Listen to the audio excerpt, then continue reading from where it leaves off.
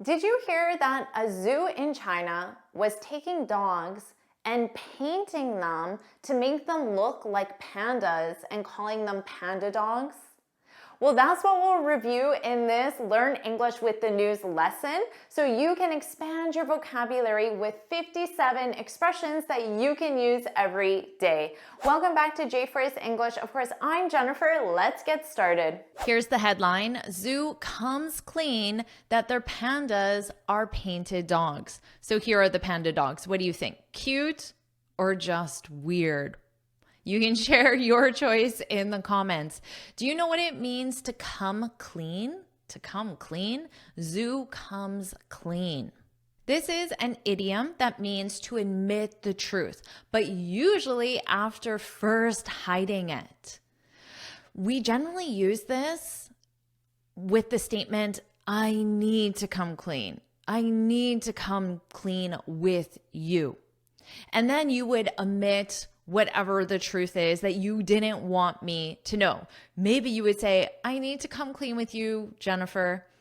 I haven't subscribed to your channel. So that's the truth you want to admit. It doesn't have to be something devastating. It could be something small and simple like that, but you feel bad about it because maybe you said, oh yeah, I subscribed, but then, oh, I need to come clean with you. I haven't subscribed.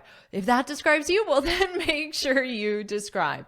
So the zoo comes clean that their pandas are painted dogs. The zoo admits, but they were first hiding it. And don't worry about taking any notes because I summarize everything in a free lesson PDF. You can find the link in the description. Now let's continue and learn about these panda dogs. A Chinese zoo has admitted, so you could replace this with has come clean. Now remember, come is the verb, so you would conjugate it. Here it's in the present simple with the S because the zoo is the subject, it. Here it's in the infinitive to come because it follows the first verb. So you need to conjugate it. So here it would be in what verb tense? The present perfect. A Chinese zoo has admitted, has come clean, that the pandas in their exhibits were in fact painted dogs. Now notice this in fact, and notice it's between two commas. Because it's between two commas, it tells me that I can delete this part, I can remove it, and the sentence will still be grammatically correct. Pandas in their exhibits were painted dogs.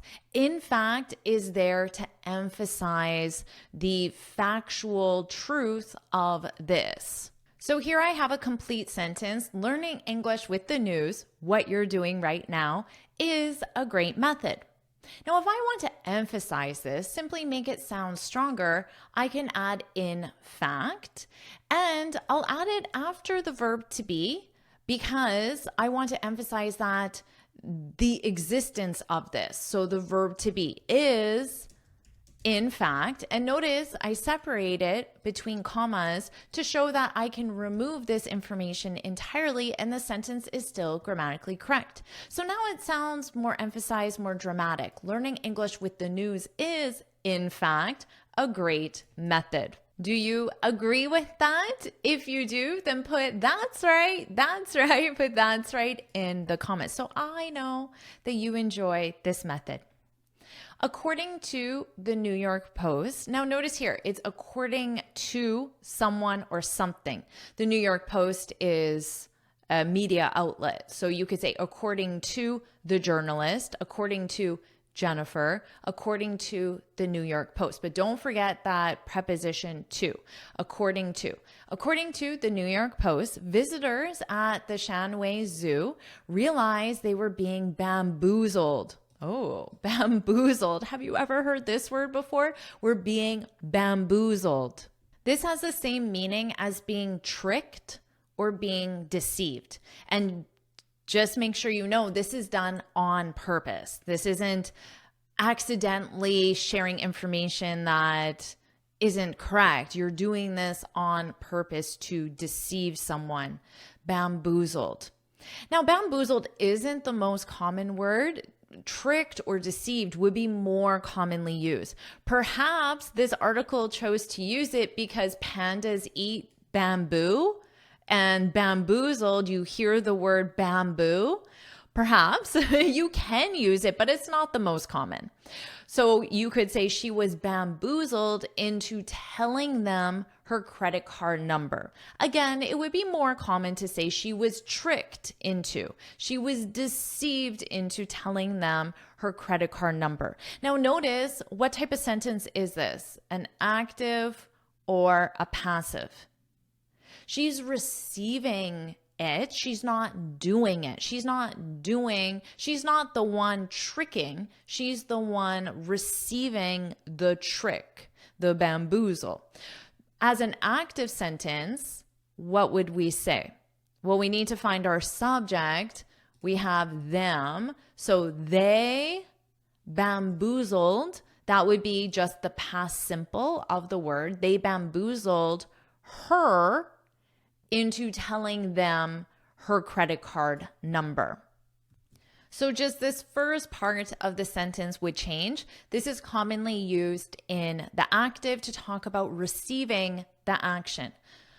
Bamboozled when the so-called pandas. Do you know why they added the word so-called in front of pandas? The so-called pandas. When you add so-called before a noun, it adds skepticism or doubt, disbelief, or it sounds like that noun is being misrepresented. So there's misrepresentation of the noun.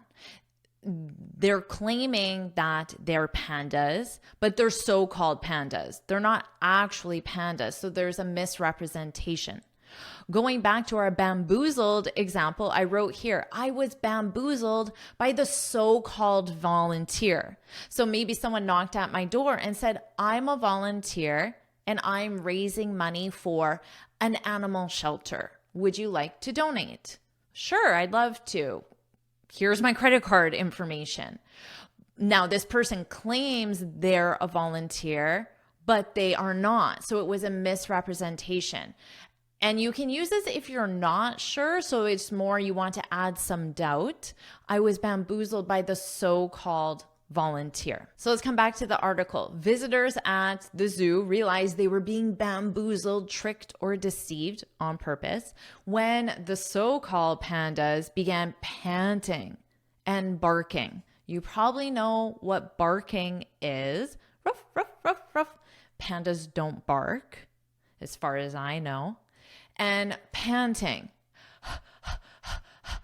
So that's what dogs do to cool themselves. But people can do that too. We generally don't do it in the same way that dogs do, but it is possible to pant if you're, for example, running a marathon or just after running a marathon. You might collapse at the finish line and start panting because you're so hot. Hopefully you also don't stop barking. Pandas are native to China and an international symbol of the country. This should be easy for you to understand the meaning because you know about your native language or understanding native speakers. So native in this context means originally from, are native to China.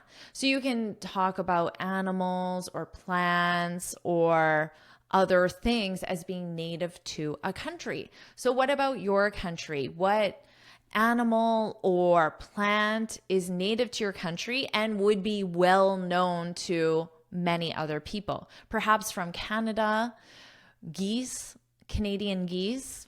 Geese are native to Canada. Beavers are native to Canada. Moose are native to Canada. Those might be animals that people think of when they think of Canada. Maple trees, that's an easy one. Maple trees are native to Canada. So share one example from your country just to help everyone also learn about your country at the same time. For the sentence structure, notice we have the something. Now, because we're not talking about just one, a panda, we're talking about the category, pandas in general, trees in general, maple trees in general, geese or moose in general. Moose is the plural noun. Moose in general. So that's why we have the verb to be, are, and then native to. Don't forget this too. And then include your country name. You could include your city or province or specific part of the country as well. So share that in the comments. Are you enjoying this lesson? If you are, then I want to tell you about the Finally Fluent Academy. This is my premium training program where we study native English speakers from TV, the movies, YouTube, and the news so you can improve your listening skills of fast English, expand your vocabulary with natural expressions, and learn advanced grammar easily. Plus, you'll have me as your personal coach. You can look in the description for the link to learn more, or you can go to my website and click on Finally Fluent Academy. Now let's continue with our lesson. After visitors publicized the ruse. Okay. First, look at this word, but listen to my pronunciation. Ruse. Z. So notice the sound is a z, z, a z. Ruse, ruse. And what is a ruse? A ruse, remember that z, z, a ruse is a trick. It's something that someone does in order to deceive someone. Let's look at this example. The so-called volunteer, remember going back, the so-called volunteer asked for a glass of water, but it was a ruse to get my personal information. So remember that volunteer knocked on my door to get donations for an animal shelter, but again, it was a ruse. It was a trick. There is no animal shelter. He's not a volunteer, a so-called volunteer. And then he said, oh, could I have a glass of water? I'm really thirsty. So I go to get a glass of water, but then I leave him at my front door and he sees my purse and is able to get my personal information. So it was a ruse. After visitors publicized, so this means they made it publicly known. So to publicize something, to make it publicly known. It's not only used in a negative context. You can publicize something and make it known for a positive reason. In this case, though, it's negative. They publicized the ruse on social media. The organizers admitted, came clean, remember? Came clean, admitted they'd painted 2 chow chows. So now this is an explanation of what a chow chow is if you don't know. A fluffy dog breed represents the type of dog. So the name of this dog is chow chow. A fluffy dog breed originally from northern China. So originally from, what could you replace this with? Native to northern China. Now, because this information is between 2 dashes, similar to when we saw in fact between 2 commas, you can remove all this information and the sentence is grammatically correct. So I could say the organizers admitted, came clean, they'd painted 2 chow chows with black and white panda markings. So they painted the dogs with these markings. The markings are just the patterns on the panda's face, how they have black under their eyes. That would be called the markings. Since then being it was publicized on social media, the ruse was publicized on social media. Since then, visitors have demanded their money back for false advertising. If the visitors are demanding their money back, it means that they're demanding a refund. A refund.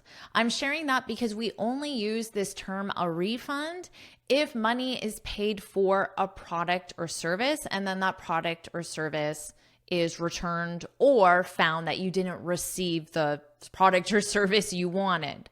So that would be a refund.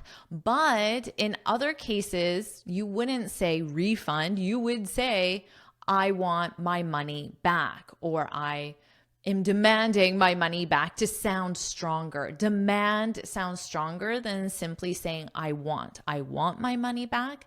I demand my money back. Demand sounds a lot stronger than want. So let's say you gave your friend $20. You lent your friend $20. When you lend someone money, it means you give them money temporarily with the expectation that they will return the money in the future. So you could say to your friend, I lent you $20 weeks ago. I want my money back. So in this case, it's not a refund. You can't use that term. I want my money back. Now, you could also say you need to pay me back. In this case, when you return money that someone lent you, gave you temporarily, that is to pay someone back when you return it. You need to pay me back. And notice that lend is the past simple of the verb to lend. So the verb is to lend, and in the past simple, lent. Let's continue. This isn't the first time a Chinese zoo has misled visitors with claims of housing real pandas. So if you house an animal at the zoo, it simply means that that animal lives at the zoo. But this isn't the first time a Chinese zoo has misled. Our verb here is to mislead. It's conjugated in the present perfect, has misled. So this is the third form. And it's in the present perfect because we have this isn't the first time. This is a time reference that tells you you need the present perfect. Now, using mislead, this means to cause someone to believe something that isn't true. For example, the advertisement showed the hotel had a pool and a spa. So you saw this beautiful advertisement for this hotel. There was this gorgeous spa, this luxurious pool, but then you got there and there was no pool, or it was tiny and dirty and not what you expected. So you can say it was misleading. The advertisement was misleading. So here, to be, the verb be is the main verb conjugated in the past simple. It was misleading. It misled us. So this is the active sentence. The advertisement in the past simple misled us. Or you could state, we were misled. This is the passive. We were misled. And then you could add on, what would you add on? By the ad, if you wanted to include who is misleading. We were misled. This isn't the first time a Chinese zoo has misled visitors with claims of housing real pandas. In May, NBC News reported that a zoo in Jiangsu province had also painted chow chows. Remember, this is a type of dog, a fluffy dog native to northern China, originally from. So this is the breed. Also painted chow chows. Zoo representatives initially claimed that the animals were a rare breed of panda dogs. So notice how they have initially claimed. This is the same as first said, initially claimed. Now, we already talked about breed, a type of dog, a rare breed. Adding rare as an adjective means it's uncommon or unusual. A rare breed of panda dogs. This is what the zoo initially claimed. Now, claimed, I said previously that the equivalent would be said, but said as fact. So if you claim something, you're not just saying it, you're saying this is the fact. This is the truth. So said or stated as fact. So that's what the zoo representatives initially claimed. They were a rare, uncommon, unusual breed of panda dogs. Now, rare, this is useful to remember, and the definition of it as being uncommon, unusual, that's slightly applies to the adverb of frequency, rarely. Because when you rarely do something, it means it's not part of your normal routine. It's the opposite of usually. So if you rarely do something, here's never, and then rarely would be a little bit above never. So you could say she rarely goes to the zoo. So notice we have this ES because the subject is she and this is the present simple. And the sentence structure is subject, adverb of frequency, and then your verb conjugated with the subject. So for he, she, it, you need to remember to add that S or ES. She rarely goes to the zoo. Now, they initially claimed that they're a rare breed of panda dogs before admitting that such animals don't exist. Okay, there is no such thing as a panda dog, everyone, because they admitted it. So when you admit something, you provide the truth that you previously did not. So again, remember, we could use come clean. Before coming clean that such animals don't exist. And this is conjugated in our verb ing, even when I add coming clean, because come is the verb and before is a preposition. So we need that verb with ing. Before coming clean that such animals don't exist.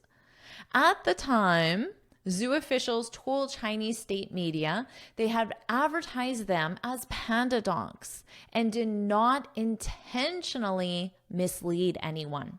Well, we already talked about what it means to mislead, but notice how they added intentionally. So it's saying that, okay, maybe the visitors thought the panda dogs were real pandas, a rare breed. But that wasn't our intention. We didn't do that on purpose. We didn't intentionally mislead anyone. So they're admitting that, yes, they shared false information, but it wasn't their intention. They didn't do it on purpose to mislead anyone. Let's continue.